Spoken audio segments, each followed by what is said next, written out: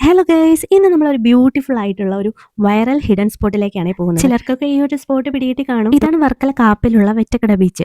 ഈ കാണുന്ന വെറ്റക്കട പള്ളിയുടെ സൈഡിൽ കൂടി അകത്തേക്ക് പോയി ഫസ്റ്റ് കാണുന്ന റൈറ്റിലൂടെ ഒരു 500 മീറ്റർ നടന്നാൽ അതിമനോഹരമായ ഒരു സ്പോട്ട് കാണാം കേട്ടോ. ഇതാണ് നമ്മുടെ ഹിഡൻ സ്പോട്ട്. എന്റെ കുഞ്ഞു വ്ളോഗർക്ക് ഒരു ഇൻട്രോ പറയാനൊരു ആഗ്രഹം, ഒന്ന് കേട്ട് നോക്കിയാലോ. ഹലോ ഗൈസ്, ഇതാണ് ഹിഡൻ ആയിട്ടുള്ള അടിപൊളി സ്പോട്ട്. അടിപൊളി സ്വന്തമായിട്ട് ബാക്ക്ഗ്രൗണ്ട് സ്കോർ ഒക്കെ ഉണ്ട് കേട്ടോ. എങ്ങനെയുണ്ട് എൻ്റെ കുട്ടി വ്ളോഗറിന്റെ ഇൻട്രോ പറച്ചില്? അവർ രണ്ടുപേരും മതിയാവോളം വെള്ളത്തിൽ കിടന്ന് അർമാദിച്ചിട്ടുണ്ടായിരുന്നു. നമ്മുടെ കുഞ്ഞു മക്കൾക്കൊക്കെ നിൽക്കാൻ പറ്റിയ ആഴത്തിനുള്ള വെള്ളമേ ഉള്ളൂ കേട്ടോ. നല്ല ക്ലിസ്റ്റർ ക്ലിയർ വെള്ളവും കണ്ടൽ ചെടിയും പച്ചപ്പും ഒക്കെ നിറഞ്ഞൊരു സ്ഥലം. വീക്കെൻഡ്സിലൊക്കെ വന്നൊന്ന് റിലാക്സ് ചെയ്യാനും ഫോട്ടോഷൂട്ടിനും ഒക്കെ പറ്റിയ ഒരിടമാണ്. കൂട്ടത്തിൽ ബീച്ച് സൈഡിൽ നിന്ന് നമുക്ക് സൺസെറ്റ്. ഞങ്ങൾ വന്നപ്പോൾ നല്ല ചാറ്റൽ മഴ ഉണ്ടായിരുന്നേ. ചില പ്രത്യേക സാഹചര്യം കൊണ്ട് ഈ ഒരു മഴയത്താണ് ഇറങ്ങാൻ കഴിഞ്ഞത് ഗൈസ്.